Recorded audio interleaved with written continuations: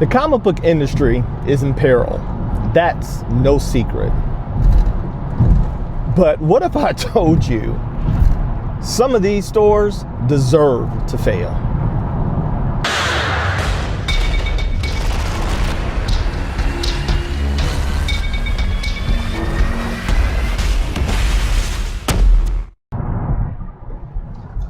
What's up, Gen Geek fam? It is the OG of Generation Geek, Dr. Solo, and welcome to an impromptu session of Solo Sayz. First of all, Happy New Year, everyone.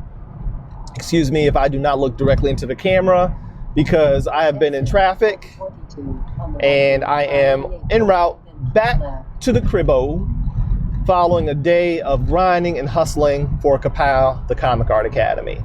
And for those of you all who are curious, this episode, as is every episode of Generation Geek, is brought to you by Kapow, the Comic Art Academy, the real art school for real people with real lives, taught by real industry pros. And so, welcome to Solo Sayz, and I got something I want to talk about. These are the rants and musings of an OG of the comic book industry, professional and instructor and general all-around OG geek. And so I had to drive out a little ways today trying to foster some relationships with Kapow and some comic book shops here locally. You know, that's part of the grind when you're trying to build something and make it legit and worthwhile. Sometimes you got to stretch your legs and go out and knock on doors. Cool. It's just a toll you got to pay. Well, today is the tale of two different experiences with two different comic book shops. And I'm not going to put them on blast because I don't want to be messy. I do not want to be messy. I got to excuse me. Got a little, had some steak and shake, so I'm feeling a little bit of indigestion. But we are about to hit another traffic jam. So anyway, the tale of two shops. Why don't we call it that? The tale of two shops.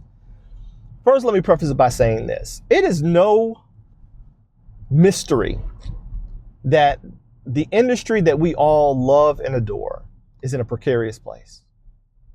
There are more than a couple of 100,000 YouTube channels, and I might be short a few, that can give you so much information on the state of the comic book industry and the current dumpster fire, which is the mainstream, okay?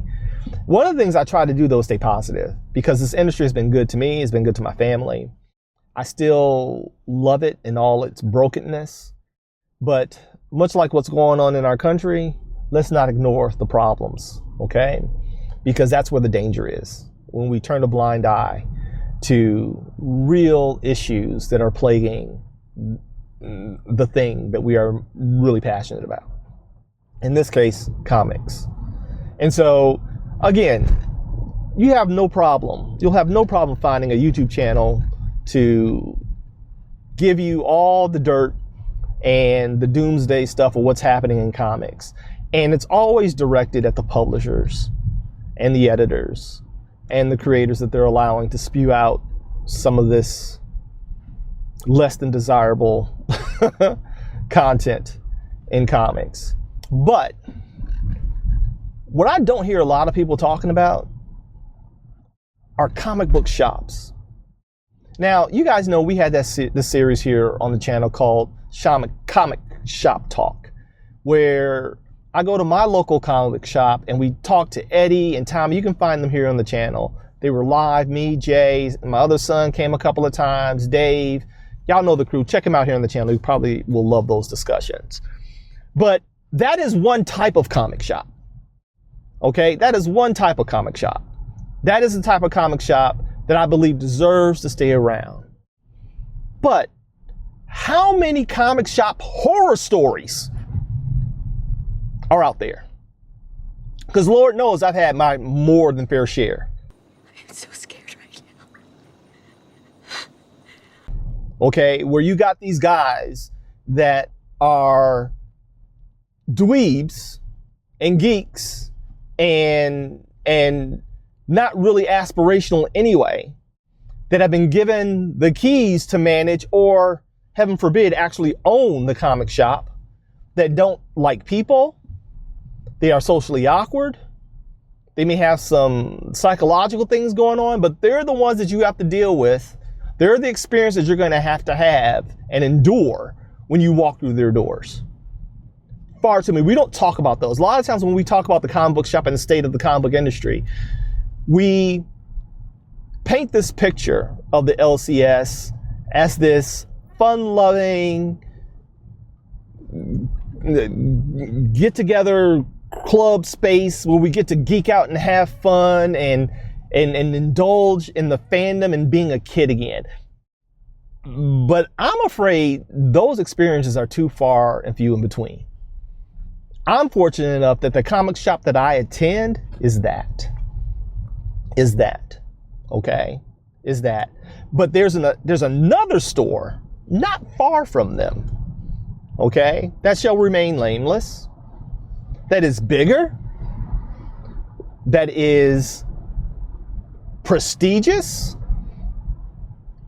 That the people who are running that shop there, most of the customers flee that store and end up coming to my LCS. And they all have the same stories.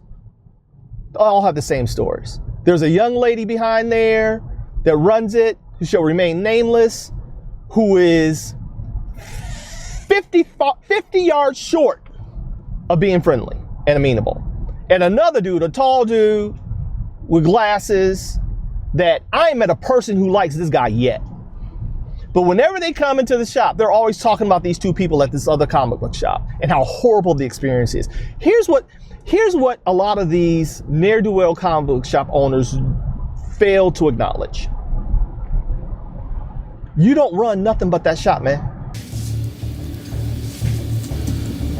Who's the boss?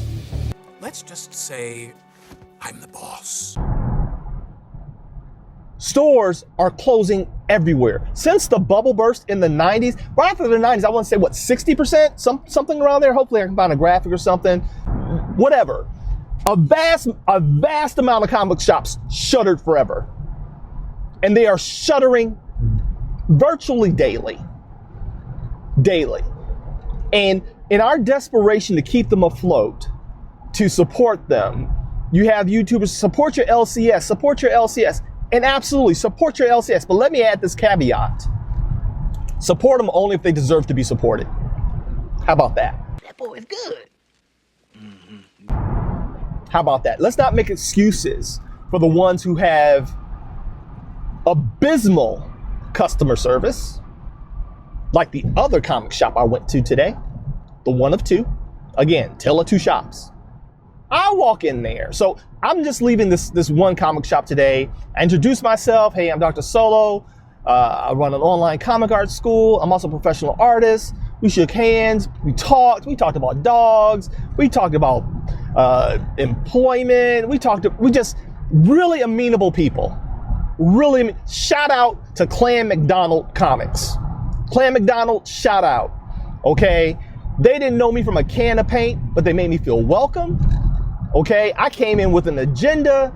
I ended up supporting them by purchasing several blank sketch covers for me to work on at my leisure for clients. But even though they're an hour away, Clan MacDonald Solo will be back. Know that. But they recommended another shop that I go to. And I don't know if I need to call this shop out by name. I don't know. I don't like to be messy. Because the dude, I don't think he was intentionally hostile. I don't think that he was intentionally standoffish. It may have just been his affect. He may just come off a certain way. And I don't fault that, because I can come off a certain way. I know that. Those who know me know that. Okay? I'm not everyone's cup of tea, and I'm cool with that. Those whose cup of tea I am, they sip liberally. You're a dough.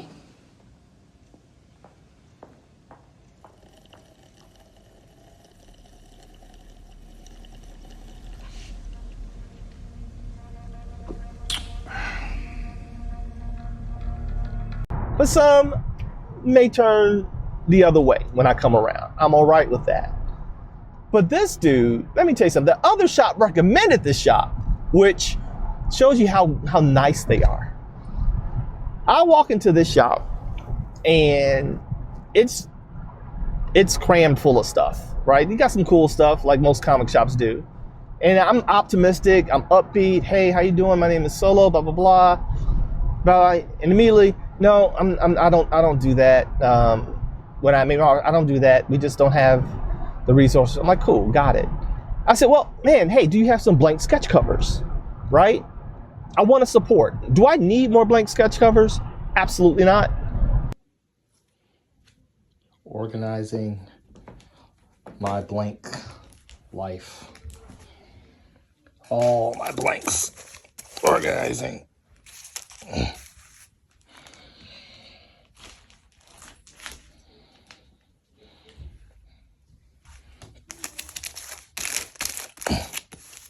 Absolutely not. I can show you how many short boxes I have, and I got plenty of paying customers that are more than willing to pay me to draw on them. That is a privilege that I'm most grateful for. But I don't need any. I'm at this stage now, at this stage of the journey when it comes to comics. I largely don't even collect anymore. It's too expensive, okay? It's far too expensive. I can't even indulge in passive curiosity anymore because of buyer's remorse, potential buyer's remorse. So when I go into a comic shop, I'm looking for specific things, mostly blank covers. These are things that I can turn and flip by drawing on them, doing commissions, okay? It's a great side hustle if you can command it, right? And a lot of artists can, not just, professional level artists, but a lot of artists, make some nice side change just doing sketches and commissions. And so I do it from time to time. You can follow me at Kapow School here on YouTube if you want to see me work on some projects in real time and teach, because that's what that channel's for. And so anyway, I go in after buying a wad of sketch covers from the first store because they inspired me to buy. They literally inspired me to buy by their friendliness. He introduced me to the entire crew, to his wife, right? To his dogs. They had dogs there, and I'm a huge dog lover. Shout out to my boy Zeus, my service dog, my Zeus Caduce, right? Huge dog lover. I'm petting dogs. We're talking comics. He's giving me information, very amenable, right? We exchanged information. Great. Here's my money, man. Because you made it worth my hour-long drive out here. You made it worth my time just with being who you are, who this story is. Clan MacDonald, if you guys are ever in the Chicagoland area, Clan MacDonald, check them out, all right? And so anyway, I go to the other comic shops that shall remain nameless. The dude is much less amenable, okay? I won't say he was mean. I don't say he was being, I really just think that's the way he's wired. Again, either you're the owner or the owner is hiring the wrong person to handle customer service, whatever the case may be. Because one thing we know now is that we have choices, okay? We have choices. The power is always with the consumer, always. A lot of times, if we're just talking corporately, entities can get so big that they forget that. But name me one comic shop that should be that. Not one. I don't care if it's Mile High Comics in Denver or Mile High Comics in New York or Golden Apple in California. Graham Crackers, another horrible experience here in Chicago. Horrible experience with the dude downtown at Graham Crackers when I launched Kapow, okay? I don't care who you are. If you're a comic shop, you are not that. You are not big enough to not be kind. You're not big enough to not provide customer service because the industry entire is in a precarious space. And when you have people my age, the silver hairs, the salt and peppers, the OGs, the 40 pluses, okay, that remember when comics were $1, $1.25, $1.50, 80 cents. I remember all those prices. I remember every increase. When you have those dudes who now have seen it all in comics, literally, okay? Not one story arc can be manufactured that we don't know how it's going to play out. When you have those dudes checking out or walking away from the fandom entirely, and then you have another generation that is passive at best, and then you have manga that is torching the Western comic sphere, you might just want to consider being kind and nice to your customers and not also having a bunch of broken arbitrary rules. Now, here's the thing. Y'all know I'm an ex-cop and I'm a disabled vet. I have lived a life dependent upon laws and rules. I'm for order. I'm for structure. Okay? I'm very much pro discipline, right? But what I am not is pro rules and laws that are completely arbitrary, that don't serve you or serve a greater purpose. So I go to comic book store number 2. Let me wrap this up. I go to comic book store number 2. Comic book store number 2, I walk in, the dude is not that nice, but he's cool. I just think, okay, he's one of those. Cool, I get it. He's a wallflower, not really socially adept. All right, fine. Used to it. It's par for the course in the comics and geek space. Totally get it. Yo, man, you got any blanks? My buddies at Clan MacDonald told me to come over here and check you out because I'm always looking for a good source for blanks, right? And here's the funny thing, y'all. I don't need any blanks. Again, you heard me say I got several short boxes full of blanks. But I want to do my part to support. Because basically all I buy now are figurines and action figures and things to adorn my studio or my happy spaces. Okay, I buy those things, and those are much more infrequent purchases. They don't happen as often. So when I'm buying a book or a sketch cover, I could easily order them online on eBay. I buy them from my local comic shop. Again, that's me contributing to the cause. I don't know you, but I'm willing to contribute to the cause. So he says, absolutely. This whole row is blank sketch covers. And I look, y'all, and it's about a 20-foot long row of nothing but short boxes filled to the brim, beautifully organized, of blank comic sketch covers, starting at Marvel and DC, all the way to Independence.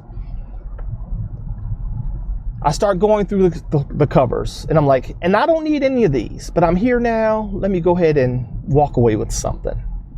So I'm flipping through, pulling. So I come up with about 10, right? I come up with about 10, each one about $5 a piece that I think I can turn a profit on after doodling on them for an art appreciator. The dude looks at me and he says, we only allow one comic per title, one book purchase per title. That's kind of the rules. Cole, you stupid. Now, man, I just came over there and you've got years of blank sketch covers in multiples that are sitting there collecting dust. How many artists, not that many, are coming in specifically looking for those, right? And these aren't even the ones that I gotta have. The ones I gotta have, I can't get, right? The ones I gotta have, I can't get. These are ones I'm willing to take off your hands. And I'm willing to pay the price you have on them. But because I grabbed 3 of them, because I grabbed 4 of them, now mind you, they're sitting in the box. No one's getting them. And they're not necessarily new. Many of them are from a couple of years ago. Okay? Multiples. Who's buying Ultraman? Who's buying Spider-Man, the green Goblin cover? Or the red Amazing Spider-Man cover? This one. Nobody is. Nobody's buying those. I grabbed 3 or 4 of the ones that I wanted. He immediately starts taking out the duplicates and setting them aside and only giving me 1 of each. So a sale that should have been about $50 or $60 at least, turned out to be just over 20. Cut your nose, spite your face. Then this dude tells me, oh, you're a professional artist? Yeah. Well, if you want to do some business, maybe next time we can work something out. And he gives me his card. You gotta set some boundaries. I wish it would. Man, I tossed that card. Why would I want to do business with you? Because you've shown a level of ineptitude and idiocy that is epic in its significance. Literally, you are shortchanging your own store because of some arbitrary policy. Now, I can understand if that was your stance. If that was your stance on new releases, hot titles coming out, only my LCS does that, limited to one per customer. But it's not every book in the darn store, regardless of its age or how long they've been sitting there. It's select titles that are going to be hard to get, that they want to ensure people have an opportunity to purchase. I understand. That makes complete sense to me, because we know people will come in, turn and flip in eBay. We know that, right? We know that. And as a store, you want traffic, you want circulation, you want to have items on hand for people who come in on items that are in demand, not short boxes in the back of blanks where nobody but an artist or a prospective art appreciator may go. You have multiples of all of these, and you're only going to give me one of each. And I'm trying to give you my money, and you won't take it. You won't take it. And in taking my money, it only benefits you. You are not taking a loss in any way. There are not going to be a plethora of customers coming in looking for a red Amazing Spider-Man blank sketch cover, or a neon green Shadow of the Green Goblin sketch cover. There's a reason you had 5 or 6 of them back in there, bro. I just wanted 2 of those, because I only think, maybe I can do two Green Goblins and I can get rid of 2 of those, because there's some people that like villains. Bruh, stop it. So, for all of you fellow YouTubers out there that are waving this banner, this flag, for your local LCS, I'm putting the word out. Every LCS don't deserve to be supported. Every local comic book shop does not deserve to be supported. And let the industry be what it's gonna be. Let manga keep kicking your butt. Let Scholastic books and traditional publishing keep kicking your butt until you wake up and get a clue and stop being geeks and run the freaking business like a business. Come on, man. Y'all got me messed up in chin. Y'all got me messed up in chin. All right, so look, that's it. Listen, leave a comment, like, follow, subscribe, do all the things. If you're interested in learning from me and my team of industry pros, we are now accepting applications for the 26-27 school year at Kapow, the Comic Art Academy. Link will be in the description. And listen, man, keep it geek. They got my hair in a fluster, bro.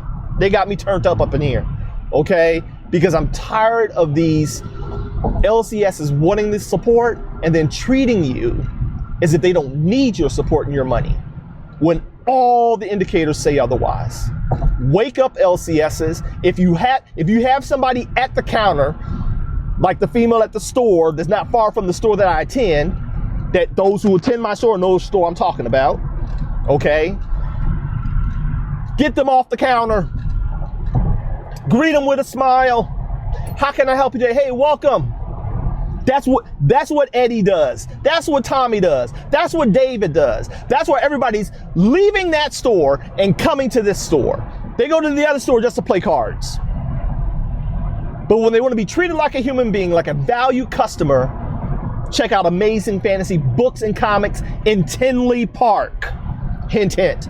Tinley Park.